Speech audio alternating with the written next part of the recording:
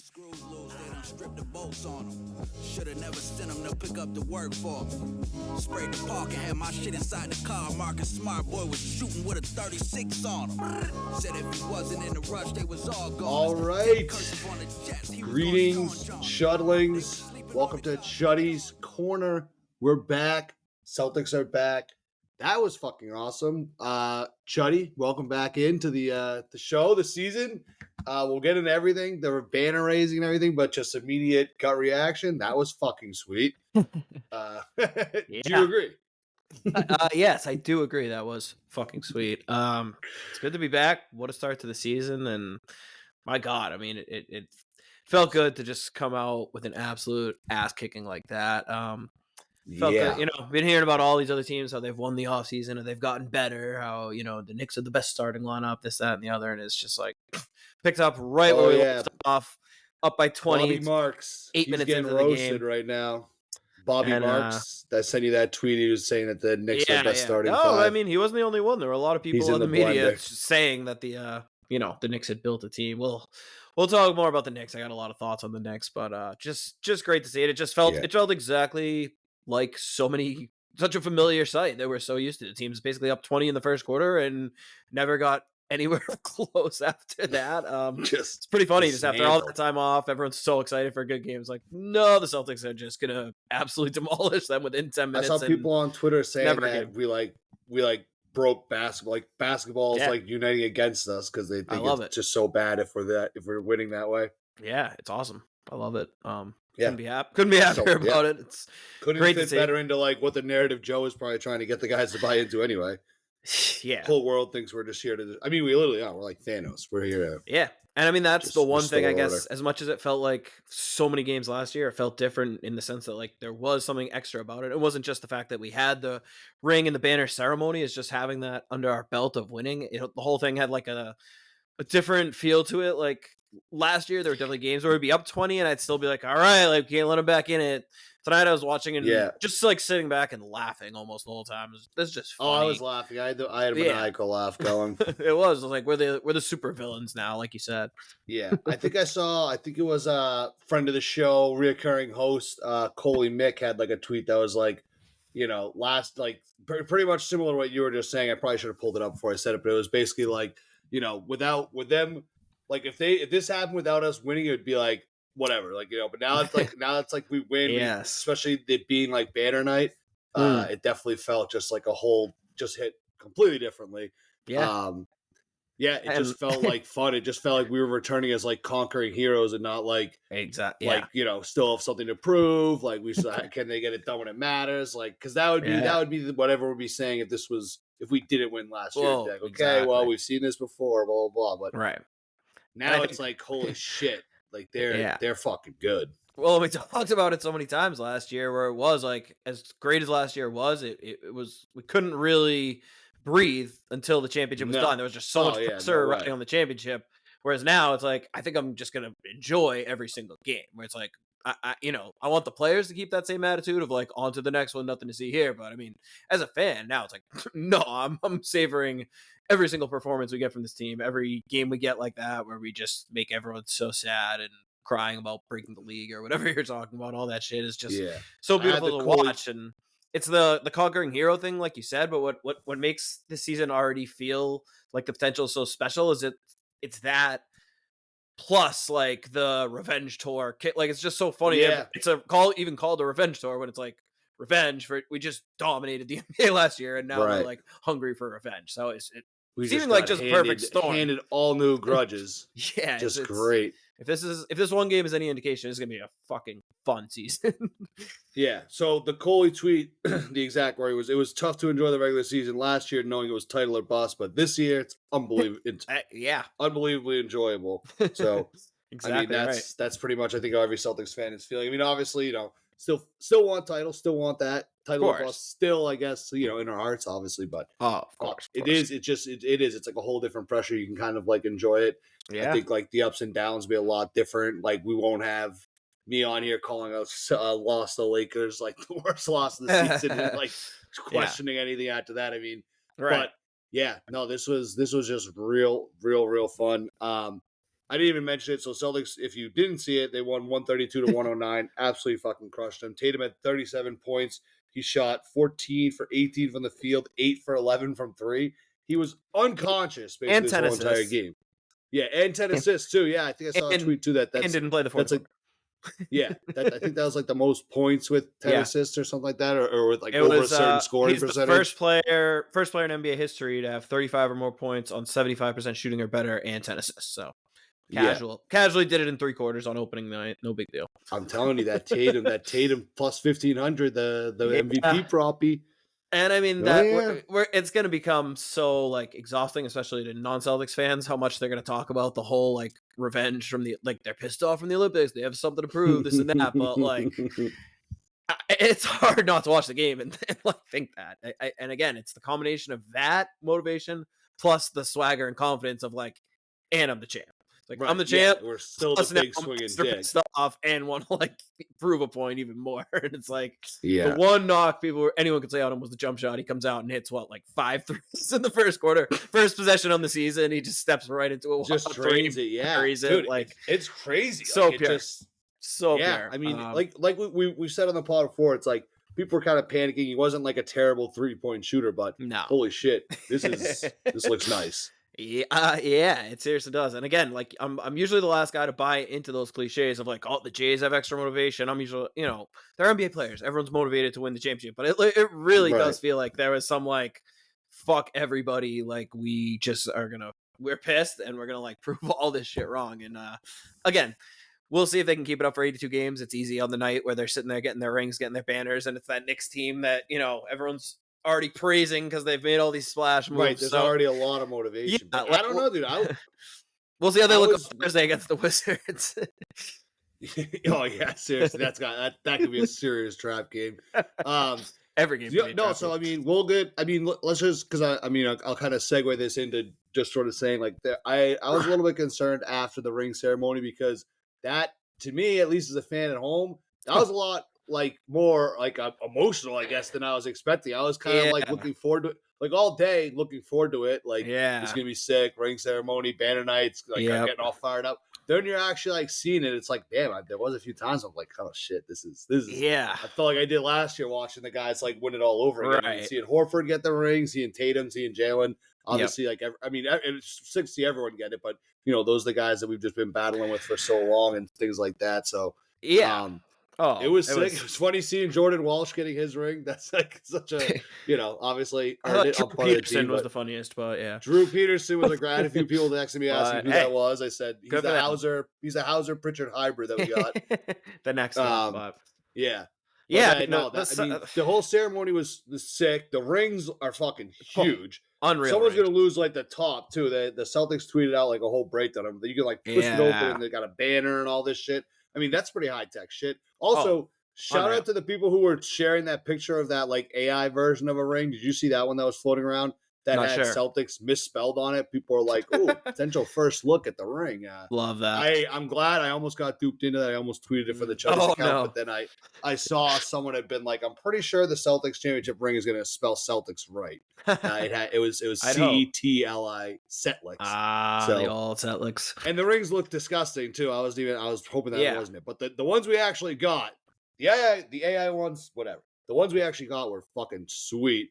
And then again, TNT should be investigated for the way they cut away during the banner too. That was bizarre, right? Like it was the most like mystical part of the banner raising. They had like a sick camera angle with like the Larry O'Brien and the banner going up, and then all of a sudden it was like one of those loud commercials where like the volume's like louder. I was like, what the fuck? I thought I had like passed out or something, and I was sort of curious about why. Like what the hell happened? But TNT, the way they cut away. I mean, I thought maybe my cable was broken, but that you need to see the banner go into the rafters. That's the whole point, right? Like, yeah. Well, I mean, that was frustrating, and I know, everyone loves inside the NBA, but this add one more reason to the list why overall I'm just like not shedding a tear for TNT losing the NBA, because in terms of like the actual way they cover the games and all that shit, other than the cool little studio show, it can just be so much better. And I was already like, that was one of the first things I was thinking when I was like, fuck TNT. And then I was like, you know what? they have one more year, and then it'll hopefully be like NBC or whoever will be televising opening night next year. But I mean, other you than gotta that, show the banner go up all the way up. Psychotic. And I wonder if they didn't like realize that was like a big part of it, or if they were like purposely trying to do that thing of like, well, we want to make it matter extra more to be there, or if they're just like that oblivious. Like I was thinking maybe the ceremony just ran over, but it's like they needed a commercial right before the game, maybe. The NBA, and the commercial was like, who even knows? Like, what the hell? I know it was no flex zone. No, that was on later though. Shout out to friggin' Wingstop. It's always on. Wingstop is like they're like the Packers, like the halfback sweep or whatever like that. It's just like until you can stop it, we're gonna keep running that play. Yeah, that's so true. But yeah, but the actual no ceremony flex zone is obviously like unreal. I think even non-Celtics fans, you can appreciate just like all the history, all the kind of to do that like they put into it. It just seems so well done. It's like chills on chills, seeing them wheel out Kuzi and then seeing Ray there along with the other guys in the big three. Super cool to see them go pass off the trophy to the Jays and Al. Like just super well done. And I was getting emotional definitely at the beginning when those guys were coming out. Like wasn't expecting that. And I was thinking, like, it's actually crazy to think that there's going to be, like, a real basketball game after this. Seemed unfair. But it's funny, you said you were, like, concerned about the game. And I wasn't. And this is what we said before. No. But I'm saying what I was saying before was, like, I normally would have been, but I honestly wasn't. I was almost just, like, even if we just, like, no show right now because I was so sick and we lose by 20, like, I wouldn't even care. Whereas before, like... Well, yeah. I mean...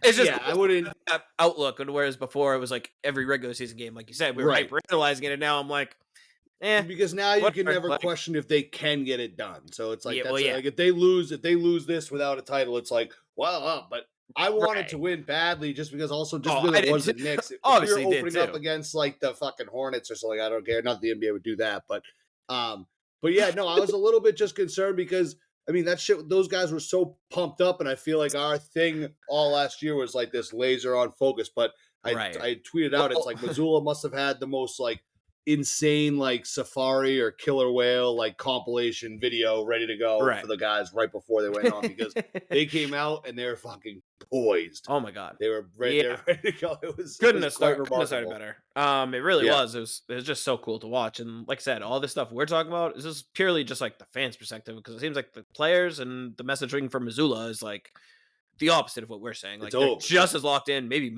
more locked in. Like I don't know if they could be more locked in than whatever we saw tonight. But that was just awesome. Again, it's easy to do this for game one. It's easy to get this hyped. If they can keep doing this every single night, like it's hard to imagine them losing more than a handful of games. Yeah, I mean, it's definitely going to be like there's going to be, but I think the only way you can beat them is just hoping that they shoot like 20% from three.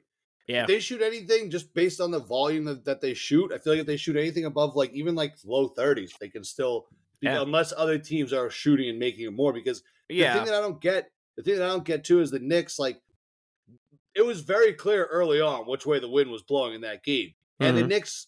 I mean, maybe it was partially what we were doing, keeping them off the 3-point line, but it's like they were just because they kept on just shooting like twos and stuff. They weren't shooting enough threes, and the announcers kept being like, this is crazy. The Knicks are down 17 and they're shooting like 50% from the field. It's like, yeah, but they're all fucking twos and everything we're shooting is threes. It's like we talked about a lot last year. It's just a math game. Like, so I just don't really understand because people had been saying the Knicks are like, they sort of tried to build, they saw what the Celtics did and they're trying to build like that. I think even Brunson had like a line where their teams are going to try to play like us. And it's like, they get this whole lineup and they just don't, I don't know. It's like they're like, they don't even try to like play. They barely shot at nearly as many threes as us. And obviously tonight we shot an abnormal amount of threes. Especially once we had the record in our eyes. That was, we'll get into that. That was some of the most disrespectful shit I've ever seen on a basketball court. We'll get into that. But it's just weird to me. Like, I don't know. The Knicks, it's like they built the team all to kind of give everyone more space and have Cat out there to shoot threes. And they kind of were still just playing like, I don't know. Like they weren't shooting a lot of threes, and if you want to beat this team, you have to shoot a lot of threes because we're gonna fucking just empty the clip. There's a few things here, not to go full inside baseball on this, but it's kind of one of my pet peeves when people will boil it down. Like even tonight, I saw people being like, all the Celtics do is shoot threes. Like, they're just shooting threes. We talked ad nauseum last year about the Washburn, like, too many threes, this and that. And it's just such a narrative about shooting too many threes. And then the same thing for people to just be like, the Knicks need to shoot more threes, as if that's just like some catch-all answer. So, like, the thing is, anyone who looked beyond the box score and watched the game saw that, like, it wasn't just that the Celtics were having a great shooting night, which they were, but, like, they were playing offense that resembled the Globetrotters. Like, the ball movement, every single possession had, like, an extra pass. We were breaking the Knicks down by, like, running a pick and roll, just getting their defense in rotation and making the extra pass to, like, how many of those shots were essentially wide open shots by really good shooters? Completely open, yeah. It was the shooting, but it was the way we were playing to set up those shots that was so impressive. Right. They're good shots. We aren't shooting a lot of threes. They were shooting a lot of good threes. Now, here's the thing, especially with the Knicks, and why it drives me crazy that people are like, they're a clone of the Celtics. It's a copycat league. They're the Celtics, blah, blah, blah. And, like, I tweeted about this. Reggie Miller made such a good point in the first half, I thought, where he said, everyone thinks that the things the Celtics did that won them the championship, and that's, like, so hard to replicate, and this and that and the other is their amazing offense, but, like, it's actually their defense, which is a great point. And then he completely was hypocritical of that in the second half by saying that when he was like, the Knicks, I still think are the second best team in the NBA, and it's because they play like the Celtics play. And the thing is, they don't. They play more like almost how the Isaiah Thomas Celtics played. They have this one amazing point guard, Brunson, who is great, but he's a huge liability on defense. If you notice, right from the start of the game, it was basically pick and roll with Cat and Brunson. The Knicks were adamantly like, we're not letting you matchup hunt on Brunson. We're going to get over it, run two of them. And that left a wide open guy. So we're getting wide open catch and shoot threes off screen and rolls for good shooters nonstop. The Knicks are refusing to adjust because as soon as they do, we're just going to torch Brunson. Cat got absolutely owned in pick and roll. He's playing drop against guys who he needs to step up against. He's coming out too far against guys who can go right by him. Like, it's hard for me to say a team is a clone of the Celtics when their center and point guard are like defensive liabilities. Whereas the thing with the Celtics is they got five guys who can actually switch everything. And that's the thing with the Knicks where they're not generating threes because they don't have anyone who moves us. Their only guy who can break us down is Brunson. And we just put Holiday, Brown, guys who are bigger than him. And if he like earns a couple tough baskets, which he did because he's really good, but it's just like, fine. They're working so hard to get tough contested shots. Even when they're making them, it's like, great, we'll just go down and like sling the ball around so fast you can't even catch up and shoot a wide open three. And then you can come down and bust your ass again to try to shoot like a contested fadeaway too. It must be so frustrating for a team. They try so hard for Brunson to get like a contested in the paint like layup and feel good about it. And then like we just go down the court and we're just like pick and roll, pass, just like fucking Sam Hauser hitting a three. And it's like, oh God. And so like, I think that's gotta be people watch and they're just like, oh, the Celtics just chuck threes. Like, oh, the Knicks need to shoot more threes. And it's it's simple. Obviously, everyone would do it. No, I mean, that's a good point. And I definitely didn't mean to make it sound like that was a great explanation, by the way.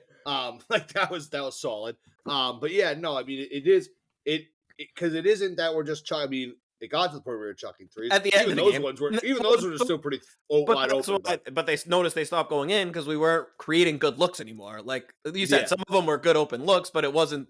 We were hunting for threes. We wanted, we were just hunting out good offense, and it was leading to great 3-point attempts, and we're making them. Yeah. Whereas at the end of the game, that was barely a game at that point. But if we just kept playing the same way we were playing, I'm sure we would have set the record and hit 5 more threes just in the natural flow of our offense, because that's how we generate them. When we go one-on-one and start hunting threes, if anything, is when the offense breaks down, as we saw. Yeah, no, I mean it was pretty remarkable stuff. But yeah, no, I mean they're working to get those great looks. Because it is, I mean, I know that they usually don't have them out right after the game, but they do break down like open, contested, like heavily defended or whatever. I'd love to see where they're at because it was pretty intense. So they get 29, so they tied the record that the Bucks I think set in 2020.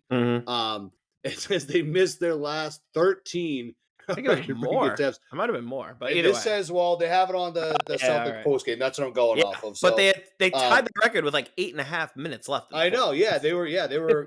It seems crazy they didn't get to it, but also Kevin Harlan, he was trying way too hard to get his voice on the call for the record-breaking one because for the first like 4 or 5 we shot, he'd be like, "That was a bit for the record." And like I like Kevin Harlan, he's solid, but dude, you got to shut the fuck up. Just let that thing go in. Yeah. And then I think we were just basically, and then like you said, it just devolved into just total. I mean, that one sequence where it was like Pritchard missed, got it out to Hauser. Hauser shot. He missed. Got it out for back to Pritchard. was It was like those two were just like running a little 2-man game, just like weaving in, be like, all right, now you do it. But I think it was almost like karma that they didn't go in because we started. Because we weren't doing what we were supposed to do. Where a guy's going that for was like still 50. some of the most disrespectful Oh, shit, yeah. dude. It was oh like against Cowboys from a few weeks ago where they're running like laterals to their linemen and shit. It was just like, oh my god, they don't want to just win; they want to embarrass. They just had like the Globetrotters like doodly doo doodly doo. Oh my god, yeah, that was crazy. The other thing, you said there's going to be nights where there's like crazy shooting variance, and obviously there will be, but I think people might think this is some kind of fluke, but because of what we were just talking about, with the way they're generating these looks, like it's not really fluky. And again, yes, some of them, again, we're not going to set the record every single night, but that's just how we play. And those are the players we have. We're going to consistently generate really, really good 3-point attempts every night. And we're probably going to shoot up there for the most in the league. We're probably going to make up there for the most in the league. And that alone is going to make it really friggin' hard to beat us, combined with our, top end defense. And then if all else goes wrong, we still have like superstar players who can get to the basket, who can go one-on-one, who can do everything that any other team can do. So again, as awesome as this was and as crazy as it seems, like it's not some crazy outlier, it's not some crazy fluke. This is how we play, and there's gonna be a lot of games probably that look like this. I fucking hope so. Yeah. Well, that would certainly be wonderful. Yeah. Overall, this is, it's about as there's not like, usually we'll give a little bit more of like a recap throughout the game. We can talk about Tatum. Tatum's shot just looks absolutely remarkable. He's back. He's just all the way back. I think I said 8 for 11. One of the best games he's ever played. Like no hyperbole. Just extremely purely efficient dominant in every facet of the game. Like if he's that guy now, again, not that we haven't seen him play this well before, but if this is what he's bringing this year, like, yeah, that MVP is looking good. And the only thing holding him back will be he'll probably get a lot of DNPs in the fourth quarter. I don't know if he'll be able to play enough minutes. Yeah, he played 30 minutes tonight. So it was 30 minutes, 37 points, 4 rebounds, 10 assists. He had a steal, he had a block. He was a plus 26, shot 78% from the field. He had 1 turnover. And it's just a force on the defensive end, too. And again, I feel like I actually want to talk about the Knicks more. Because again, everyone's been talking about the Knicks all offseason. It's been this whole big story. Let him up. Let him up. I was kind of poking fun at him during the game, but like, I was just so unmoved by this team. And again, I don't like. I kind of feel like they sold their soul. Like last year, what made them good was they were just like a bunch of little junkyard dogs, nipping at your heels, barking in your face, getting you all pissed off, and just like out hustling you, outworking you, being all this, blue collar, grit grind, blah blah blah, whatever. They were very lucky with health, at least for the most part in the regular season. And they got like an all-time season from Jalen Brunson. So then I feel like they kind of sold their soul for this, first all these picks for Bridges for the Villanova boys, then getting rid of DiVincenzo, losing Hartenstein. Hold on. Can I add? Was it actually 5 picks that they gave up for Bridges? 4, I think it was first-round 5 first-round picks, yeah. That is the craziest fucking thing I've ever heard. Yeah, it's up there. And like I'm saying, and I guess maybe I did say it when it first happened, but like that is Mikal Bridges. What the fuck? He's like might be all right. I saw him on the court. He looks like a Timu Kevin Durant. Like it was like very I would think a 5 first-round picks would be like a top like 5 player. Well, yeah. He's like maybe like is he even a top 25 player? Like I don't even think if I was making a list he would even come 25. Up in my head. He's a good player. Yeah. He's a very good player. But again, so this is kind of what I was. But yeah, I'm sorry to interrupt. But I saw someone say 5 first-round picks. I was like, hold on. Yeah, I'd have to get the exact math. Crazy. Like I think 1 was from another team. 1 might have been a swap. I don't know exact, but it was 5 first-round picks that will be conveyed in some form or another. Yeah. It's crazy haul. Yeah, it was like the full-on haul. For a guy who's a really good player, but again, just all that. And then the Cat trade, which to me, like I said, they traded DiVincenzo, who in a vacuum isn't as good as Cat, but he was just like, you saw how much they kind of missed him. Now I'm looking at this Knicks team. There's, first of all, a lot, like I know Deuce McBride played an awesome game, but there's a lot of Deuce McBride. There's a lot of campaign. There's a lot of Jericho Sims, at least for tonight.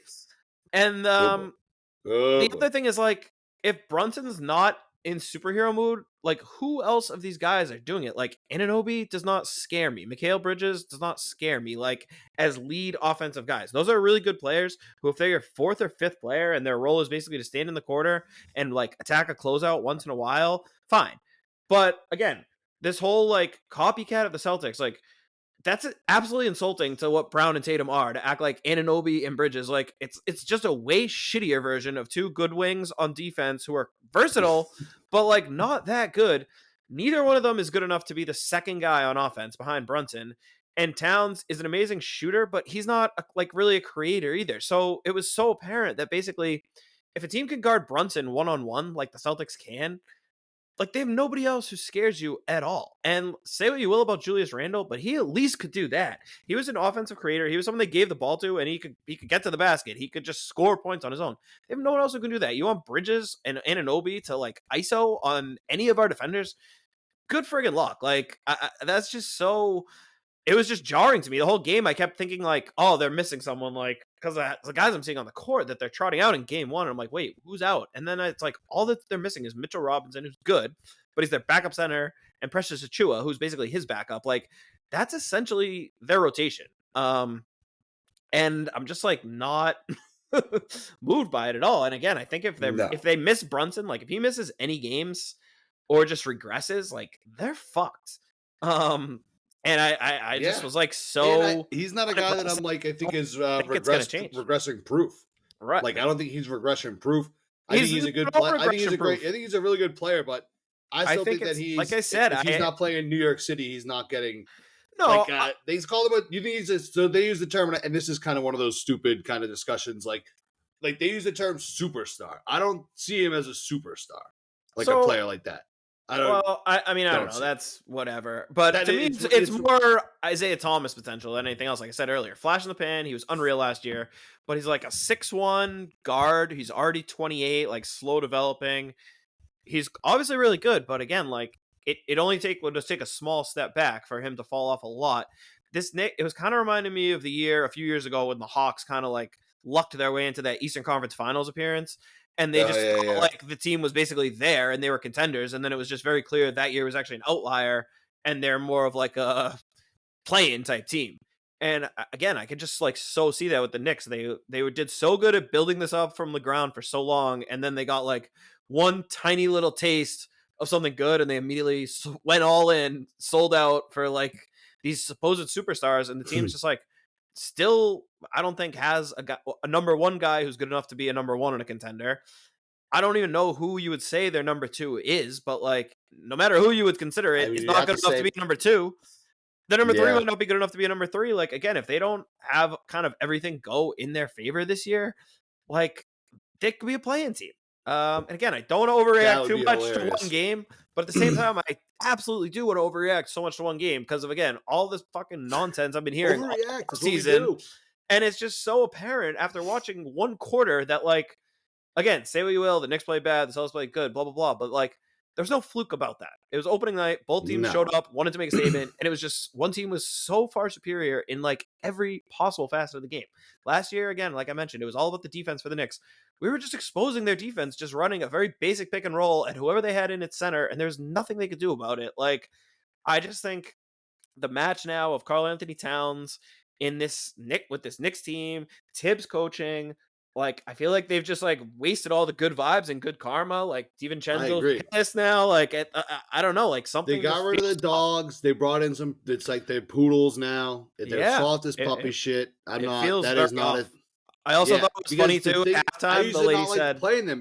We'd be a freaking, grinding battle, fucking rock fight. They're not that kind of team. Them. It's like they're just tried to be like us, and they're just a way, way shittier version of us now. And it's like they don't fear me. The Timu Celtics. Yeah, and you can go at Brunson every time. And like I said, if you can guard Brunson without your defense getting in rotation, their offense, like, it's just like I'm not scared of it at all. So again, like, we both kind of were on this in the preview pod saying we didn't really fear the Knicks as legit competition. And I think you saw why tonight. Again, this probably like an outlier to some extent, but again, we were up by almost 40 points for most of the game. Like even on a non-outlier night, you feel like we at least cruised to like a 20-point win. Even if we missed like 5 more threes than we had, and they make some more. Like yeah. Yeah. And again, we're the team that's missing one of our starters. Who, like, again, like we haven't even mentioned the fact that we didn't have Porzingis. Right. I was literally just thinking that, where it's like, as sick as this looked, it's kind of crazy. Like we just have like a deadline acquisition coming in who happens to be a 7'3" like unicorn that can shoot the ball from like 40 feet away from the hoop. Just like absolutely insane. Yeah. Like that first Porzingis return, like 3 takes from like 2 feet behind the line. That is going to be something. Yeah, exactly. So yeah, again, just if I keep hearing that, like the Knicks are a Celtics clone, and it's like, no, I think you cannot say that anymore. Yeah, you can't clone. Ever saying it was just so ridiculous. Like, we don't have a point guard who doesn't play defense. We don't have a center who's not like. They don't have any rim protectors. Even I think people thought they'd be they'd be able to shoot more threes. Now, I mean, you kind of went about why it's not apples to apples with that. Well, yeah, and there'll be some. I think that's what people probably thought was that. That is a better better. But sure, but he's also. But again, but they didn't even do that. They can't do that. They don't have the talent. People do that. And, right. And the thing is, they might have the talent to do that. They just don't have the talent to do that against the Celtics. Well, exactly. Right. There will be there are plenty of teams that don't have all the awesome lengthy defenders that the Celtics have, and they won't be able to just put one guy on Brunson and live with it. They will have to help out. They will get defenses in rotation, and they will generate shots for guys who are good shooters when they're just catching and shooting.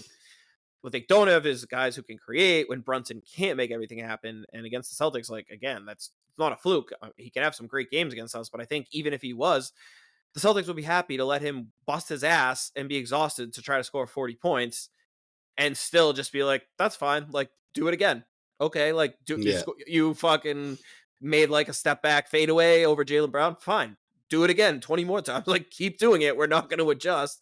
And I just don't think that's a recipe for them to ever beat us. So, it's a good time. I kind of have an idea. This is a thought. This is a little bit less about just this game and sort of like the whole season. Just like with the way Tatum played the whole first quarter. And like, I feel like there might, and we've heard in the offseason, like him talking about how Joe was like happy he was benched in the Olympics, like happy like he didn't win MVP. No one was happy with there's Joe. The Celtics strike me as a team that they're gonna obviously be similar to last year, but they're not gonna do it exactly the same way. They're gonna switch up. They're gonna adjust to things. Like, is there a way that they can sort of still be? I mean, we saw it tonight, so there is a way, but it's like it sort of feels like there might be more of this effort to like have the offense be a little bit more like Tatum centric instead of like Tatum kind of, I don't want to say like, facilitate or something like that, but like where last year it was kind of like he was being asked to sacrifice a lot to help the team. It seems based on, and this might just be because he went nuclear tonight. It might not be something that happens every night, but do you think that the strategy might be a little bit more to be like, well, let's actually just kind of get him to sort of be like this clear number one superstar, and everything else around him is it still will elevate. I mean, a rising tide lifts all ships or whatever the saying is, but it sort of feels like, based on the things they said and what we saw tonight, that there might be a little bit more of like an effort. And if he's hitting threes, then I feel like you can change the whole kind of offensive makeup a little bit. But I don't know. Do you think that they're gonna, or do you think it might expect a little bit more? And this is only as a person with a plus 1,500. Yeah, I mean, I think it's a fun narrative, and I'm sure there'll be games where he may kind of go in takeover mode. But in terms of like an actual shift, I really don't think so. I mean, again, crazy shooting night, but he only 18 shots. It's not like he was really being overly aggressive. Like, that's a pretty standard amount, probably kind of low for him, if anything. Still, obviously, had the 10 assists. And again, I think it was kind of just like a result of, I think there's probably a little extra aggression on his end with all of the stuff, we'll call it, from this offseason, where he clearly came out and was like looking for his threes early in the game to kind of silence some doubters. But like, it was just, everything was so in the flow of the offense, and where he was kind of working as a screener a lot of times, and they were just like doubling the ball. And I mean, the amount of like seemingly wide open threes he had was just crazy. Like, so just good shots within the flow of the offense. Yeah. So I mean, maybe, and again, it would be kind of like a fun narrative to watch, but I really don't think they're overly going to shift the way they play. Yeah. Just feel like I could see it sort of being like, all right, like we did that last year without that. Now, like, here's this new, like, guess what? We actually can still have Tatum be like the guy and still kind of run this. But, fuck. Yeah, this is awesome. They're just showing clips now on the post game, just the banner, the threes raining. Yeah.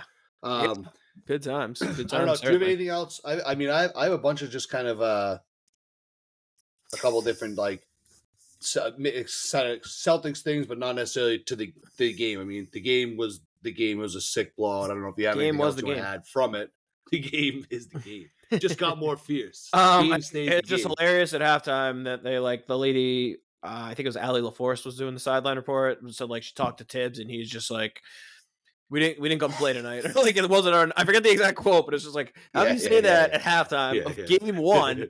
After your team's gotten all this hype all season, you watch your chief rival get rings right before the game. Then we just like no showed the first half. Like what? Like wow, totally wasn't expecting this game tonight. So bizarre. But like I thought this game was could say if you're Tibbs, like I just don't even know. You just got absolutely fucking. I wonder if there was some type of. If you could hear maybe the tone of his voice might be a little bit different, but no, like I was trying to even like find nitpicks within the game, but it was just like everyone who came in played so sick. Cornette was awesome. Yeah, Cornette. We should give a little Cornette moment. Cornette was there. bomb. Like he's so good at just being exactly where he needs to be. Yeah, I like the Cornette Horford lineup too that they had out there early. It's great. Yeah, it's like one of the first one they put out there. They can try so many things this year, and like seemingly almost everything should work. Really, and we don't even have our 7-3 Latvian unicorn. Right, Jalen was like had a quiet 23 and was just awesome. Had that possession where he just decided he was going to pick up Brunson full court, caused the 8-second violation, knocking the ball away. Up like 30. So like sick. Just like hey, I can do this. By the way, I think, like that's as much as the Tatum MVP narrative. I think there will be a solid Jaylen Brown all defense team narrative as well after the playoffs. And I think he's going out now. And I think he felt snubbed about everything not being on All NBA last year. So I think he's going to kind of come in and you know, absolutely, like all this stuff. I'm trying to look. It's just so funny. 6 steals. White 24 points. White at what 24, 6 threes, 4 like Holiday quietly was like 17, 4 and 4. It's just like up and down. I'll read because you're like a point off on all these. So we'll go through these and then I got a couple other things. So you mentioned Derek White 24, 3 and 4. Derek White 18, 4 and 4. Horford had 11 points, 3 rebounds, 5 assists. Jalen was 23.7 rebounds. Hauser had 10 points. He was looking good. Tillman 2, Cornette 4, Pritchard 4. Yeah.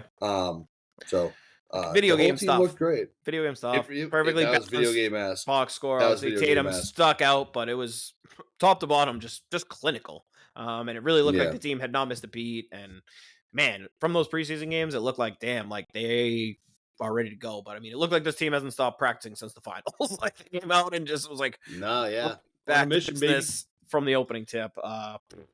Just so awesome to see his fans.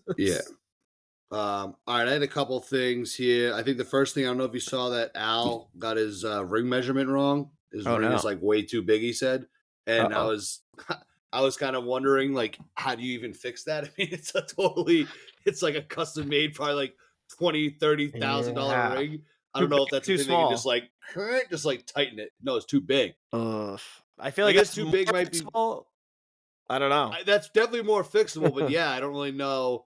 So I saw him being asked about in the post game, so maybe he cleared up a little. Maybe he got like the wrong person's ring or something like that. But that's just kind of hilarious. He's waited so long to get a ring, and it's like, fuck. Imagine there's no way to fix it. It's just like you can never wear it. I'm sure they'll find a way. Gotta win the second one. Gotta do it again. Then the do it again. Is that what Tatum's line was? Let's do it again. Yeah, that was chills. That's a great mantra. Yeah, that's a great mantra. Awesome. He was great on the mic. That's a t-shirt. Great on the mic tonight. We mentioned it before. I just love that Ray and KG are boys again. That the whole big three, that those three can all come in together and sort of be a part of it. I think I didn't realize how much I hated Ray too for a bit, but it's like he deserves to come back. Well, yeah, and I feel like I didn't realize how much we were missing it until I saw all three, and then I was like, oh, like that's like getting all three of these guys at games like more. So shout out to Ray, shout out to KG. Shout out to Pierce, obviously. What else? I had a few things. Couple of different Pritchard stories. The Pritchard rule. Did you see the G League is experimenting with like now if you heave it at past the half court line with like 5 seconds left, it doesn't count against your field goal 3-point percentage. Yeah, that's kind of a fucking. I hate that rule, but if it leads to more heaves, I guess that's cool. Oh, I mean, definitely heaves. I just wish we lived in a world where players weren't that concerned because it could make your 3-point percent better. So like Pritchard could get screwed by that. Well, I'm sure it will still count if it goes in. Oh, all right. Well, yeah. I don't think it's going to count against you. Have your cake and eat it too. Yeah, I would assume.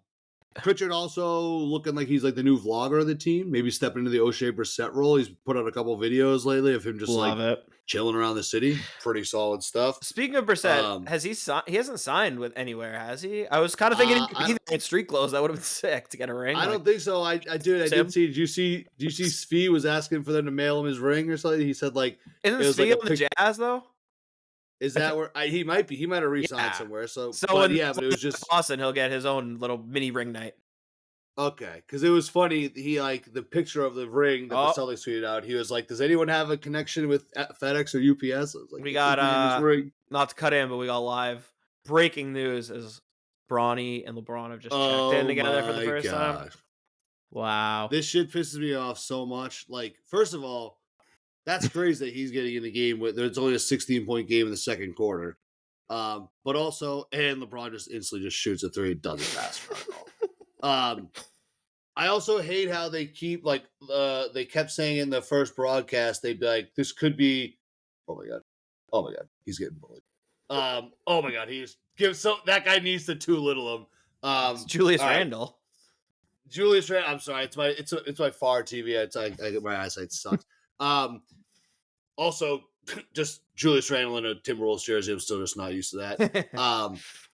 But I hated how they kept being like, we could see a historic moment in the NBA. It's like a manufactured weird like historic moment. It's not like I don't know. And it's like how historic is it? Like it is historic and cool, but I agree the way it's happening feels manufactured. But like in itself, like it is pretty amazing that like a father and son could be playing at the same time. Like it is an incredible achievement. I don't want to take away from the fact that LeBron at 42 or whatever the hell.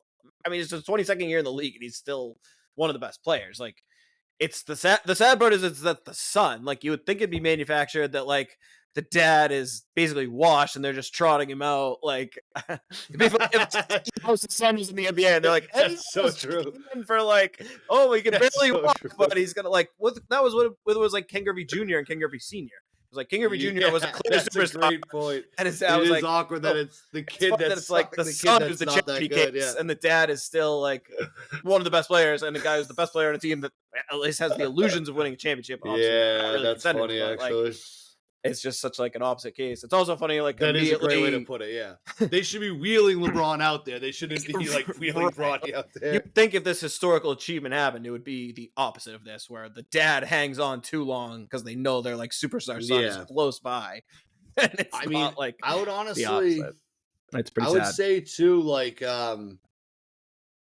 if he's in this game with like 4 minutes left in the second quarter and they're only up by like 15, it's nothing to do with the score. Me that says he's just in the rotation seemingly. So that was the point I was going to say. It's like so it sounds like he's going to be a rotational player on the Lakers. Like yes, I just feel like if you were a guy who's like been in like the that 14th to 15th guy on the bench for the Lakers for the last like 3 years or something like that. Like what's that guy like Vanderbilt or something? Is he on the Lakers still? Yeah, Jared Vanderbilt. I mean he's not exactly whatever. Yeah, but it's like that must just suck. It's like no matter what you do, you're not going to get that spot. And to me, it's crazy that JJ Redick is like the one that's going for that because he sort of seemed like I don't know, just sort of seems like completely in like the opposite of what his whole shtick was. I mean, I he got agree the head coaching job, until he did the LeBron pod. But like a few things. One, like it's just known by now. Like if you're on the Lakers, you just like know what it is. It's just so like LeBron. I mean, I guess that's why I was surprised he went there in the first place. LeBron is running the team like he has been running the team before. It wasn't as blatant when he was just going and making them get his old friends, but like he still has been making awful moves for the Lakers as their GM to bring in guys that he likes that aren't good anymore. Now it's just is his son instead of like one of his friends, but it's really nothing new for the LeBron Lakers. Instead of like J.R. Smith or or something. like Russell Westbrook. Like, yeah, Russell exactly. Westbrook is a good one. But yeah, I mean, it's just they're a clown show, and at this point, this is what they need to do to stay relevant, which is sad for a once proud franchise that's now basically a laughingstock. And I mean, yeah, this is just pathetic. And until someone in that entire organization has the balls to say no to LeBron, like nothing's gonna change. And they're They checked in at the same time. Yeah, Like, they came in together. That is just so. Again, That's Hollywood, so baby. manufactured. That's LA. Is pissed off. He has no one to be pissed off at but himself, obviously, because he knew exactly what he's signing up for. And I mean, he's essentially add him to the list. He's another one of LeBron's buddies who they brought in. They brought in his podcast partner to coach the team. Like, it's all. Although, like, I don't know. I'll give him this. The one thing that I'm grateful for this is that we already got it, and I'm seeing it by at fan Mahome. It gave us the Drewski running away. Bron and his seed got to play together before Joel Embiid made a conference final. So if there's one silver lining to these two playing together, it's that we get that gets to get dusted. I mean, off. hey, I don't even mind it. Shout out to them. I'm not mad at it happening. Like I said, it's happening to the Lakers. Well, our biggest rival has been turned into a sideshow, a circus. Yeah, they're a parody of an NBA very team. True. They are nowhere close to contending for titles, so they're basically just doing circus acts now, trotting out, the oldest man and his son, and blah blah blah. It's like, okay, cool. Yeah. Did you see? I guess we should mention too the Mazzulla quotes. Have you seen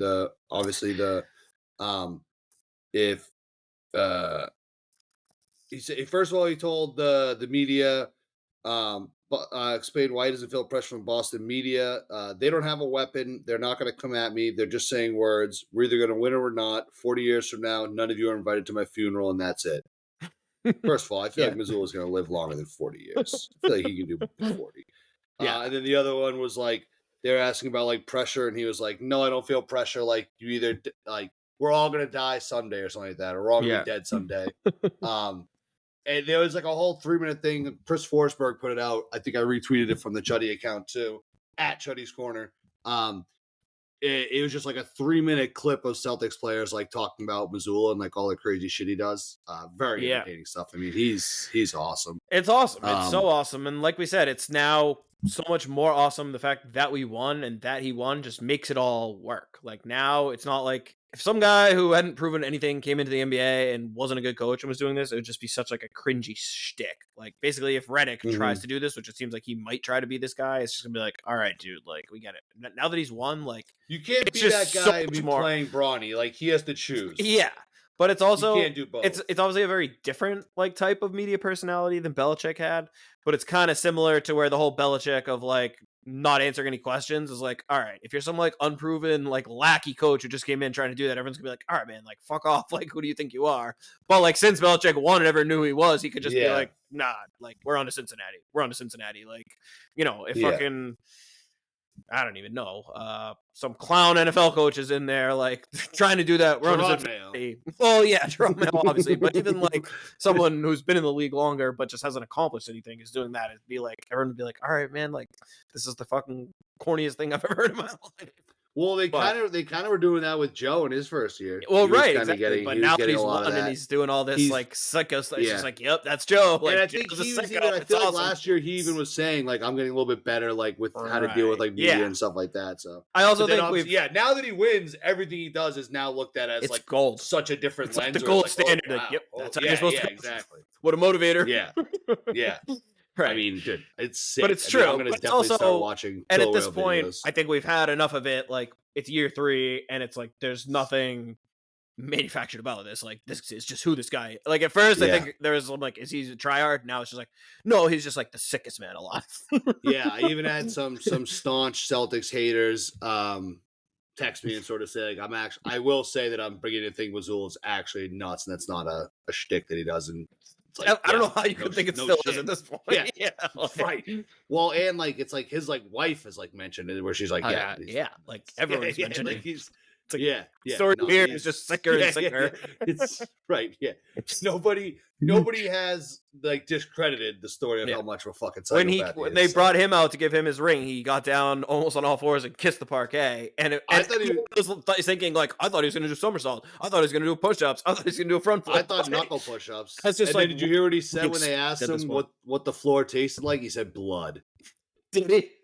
Yeah. That's awesome. Yeah. Of course. Yeah, he's fucking like nutcase.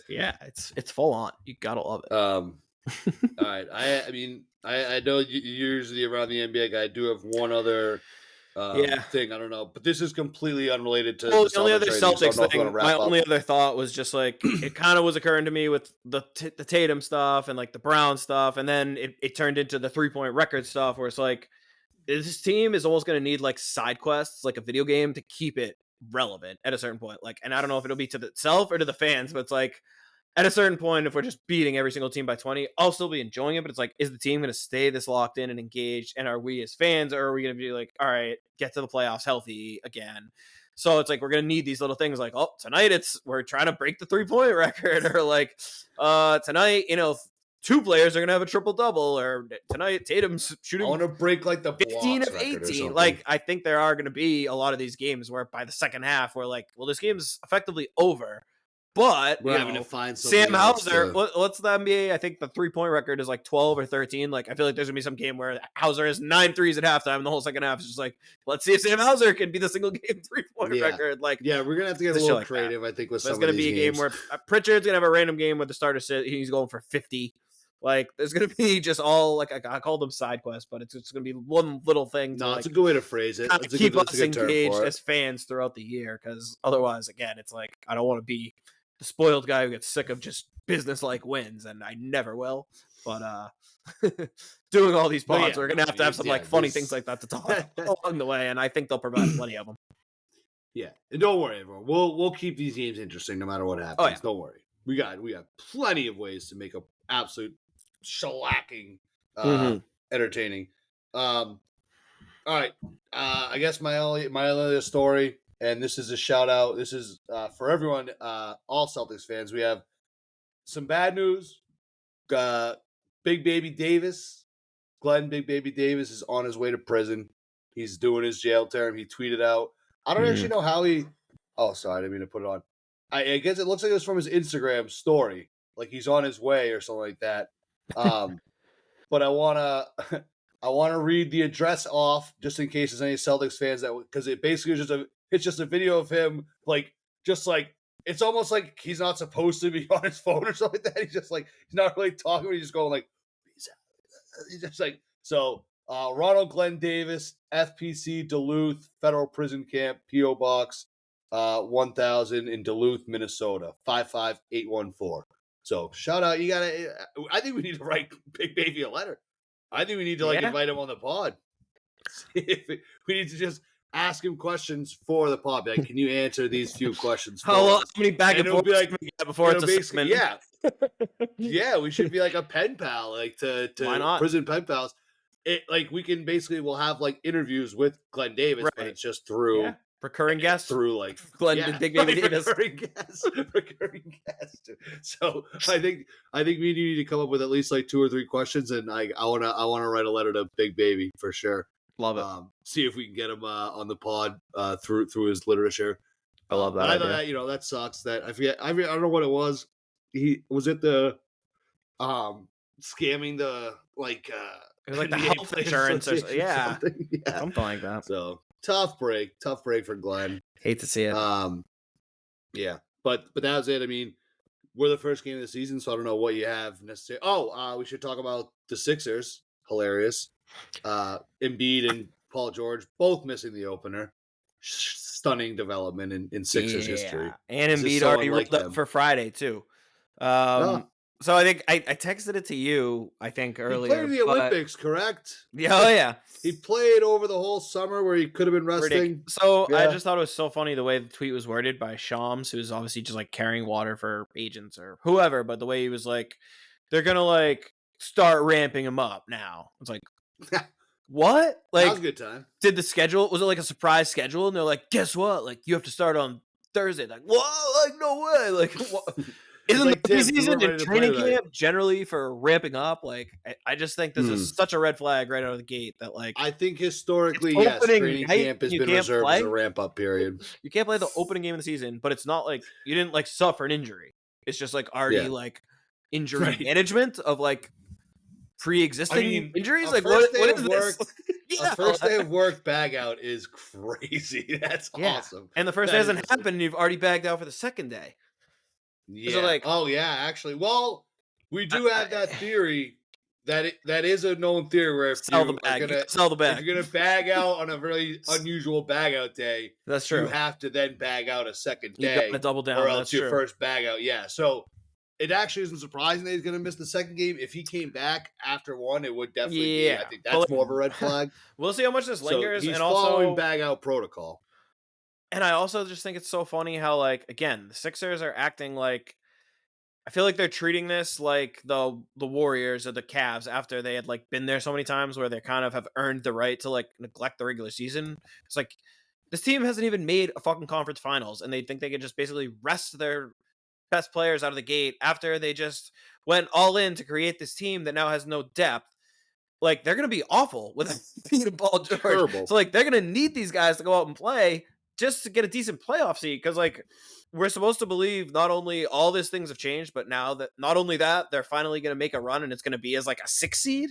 Like, I don't know. I'm just excited about the Knicks earlier. I'm like just as skeptical about the Sixers. So again, if you go back and listen to the preview pod, you and I talked up teams like the Cavs, the Magic, the Pacers, who look like real basketball teams that have built the right way and are serious about playing basketball. So call me crazy, but those are some of the things I look for. And you called it too. You call it too, where Sixers fans they're already kind of saying, well, this is better. We want them ready for the playoffs. And then when they lose in the playoffs, it'll be like, oh, well, we didn't have time to gel together. So, it's great. Yeah, that was just such that you couldn't be any more Philly than that. Classic. But yeah, I don't know. You got anything else coming up in about an hour or?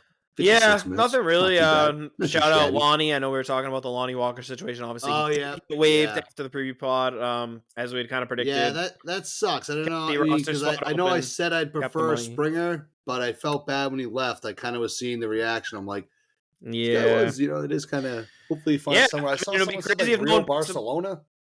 I mean, hopefully he'll go play. He's an NBA player, right? He seemed committed to Maine. If there's no contract, I hope he goes and plays in Maine until at least someone else signs him. Waivers, so right. So, and the fact that we've heard nothing yet is like I don't get it at all. I feel like there's a ton of contending teams that like could easily use him. So it's bizarre. He seems good. Yeah. There are other good players who are out there. And again, I think it's part of the CBA. I think part of it is probably these players waiting, because I think at this point, some people I saw earlier today were asking too, like, how does Markelle Fultz not have a team? I think part of it is someone like Markelle Fultz is at a point in his career where he's like, if I just latch on to like the first team that offers me a minimum deal, I'm like one step away from being out of the league. I think he's probably trying to be careful and try to handpick his next team and a role that he can play well and earn a real contract. Because once you like become a guy who just takes a vet minimum, it's pretty hard to not be a guy who keeps taking vet minimums. So again, he's probably waiting, and there could be a team that suffers an injury, needs a point guard. He comes in, and suddenly everyone's like, "Oh yeah, like he's sick." Like I don't think there's any doubt that he belongs on an NBA roster and he's good enough. So I think part of that with some of these guys too is just like waiting for the right opportunity, because a lot of them will come. But there's a lot of talent out there. Although I've seen some of these guys tweeting like, "Look at this list of free agents. Like this is why the NBA needs expansion. Like this would be a good team." It's like, no, it wouldn't. And the team is like literally like Isaiah Thomas, Markelle Fultz, Lonnie Walker, Matt Ryan. These honestly, are like fringe rotation players, but this isn't like let's pump the brakes on acting like this would be like a good team. I also just watching the Celtics play at night, I was actually thinking the opposite. The NBA might need to combine a few teams just to make a run at the Celtics. Right. I was actually thinking the opposite. So it's like I get it, but it's just like let's not overreact. Like these guys, there's a reason they're not in the league too. It's not like these guys are like all stars who just can't find a team, because the NBA is like so much talent. Also, I'm watching the TNT. They had the halftime show. You have to be a lunatic to still be in Boston in City Hall Plaza in the crowd, right? Like, there's still a pretty decent crowd. I mean, I would imagine the crowd died down, but there was like it's definitely died down, but there's still people lingering. I think there was like a concert out there, like they were playing music. Shabuzi. and then there's Benson Boone or something too after. So there's like double. That is. Well, he's the way better artist of the two, but that's okay. Benson Boone. Yeah. All right, shout him out. Get him on the pod. Well, open invite for Benson. He's got a great song, "Beautiful Things." One of the songs of the year. I'm sure you know it. But anyway, yes, you would have to be sicko. But I would hope that some of these people. I mean, if it was me, I might run into the nearest bar and then like see that it's halftime and run back out just to, like get on TV. Yeah, that's a good move. Yeah, I wouldn't be surprised if there's some alcohol involved, but yeah, overall, that's true. Good stuff. But all right, yeah. You got anything else? Celtics play again on. Oh, shit. We're probably gonna get fired. Shout out the sponsor. Should we do an ad read for the last minute of the show? Yeah. Nick Moreno Real Estate. Check out nickmoreno.com for all your real estate needs. Mm-hmm. Pulled the rug out from under us at the last minute. We thought we were going to ring night. We thought we were going with him. He instead took a few other guys. I assume he's working on some, big corporate sponsorship or whatever, or some deal. Like, I assume it's a business move that just had to be made. But that was a little weird. Great realtor though. Check him out. nickmoreno.com. Mm-hmm. He's a good dude. He puts up with us. Keeps the lights on. So fighting our legal battles. Yeah, shout him out. Fuck the AP. No doubt. We'll cut that if we have to, Nick. Yeah, that's all. I mean, that's all I got on my end. Celtics play again on Thursday. The Wizards, big trap game, but I think we're gonna win it. I think we're gonna go 82-0. I'm gonna just put it. Hold on. Let me start fresh here because I want to be able to clip this in case it happens. The Celtics are going 82-0. This year, they're going to do something that no one ever could imagine being done. All right. I just want that clip. Because if we go 82-0, that'll look sick. Yeah, definitely. I'll look fucking smart. All right, cool. Well, Chuddy, good to be back in the swing of things with you. Hell yeah. Let's do another great season. The Celtics are undefeated in winning championships when we do our nightly game recaps. So everyone make sure you're checking us out after every single game. We're giving you the recaps. We're recording them right after the game, getting them out to you that night. If you like to go to bed right after the games, you get to wake up early first thing in the morning and have a nice fresh Chuddy's Corner waiting for you. Check out chuddyscorner.com. Go to the merch store. Check us out on Twitter, on X at Chuddy's Corner. He's at King Chuddy. I'm at Doug_outs. Check us out. Hit the like button, hit the subscribe button, hit the follow button. Do whatever, slide in our DMs, whatever you want to do. But yeah, good to be back. We'll see you all again on Thursday. Peace out, Chuddy heads.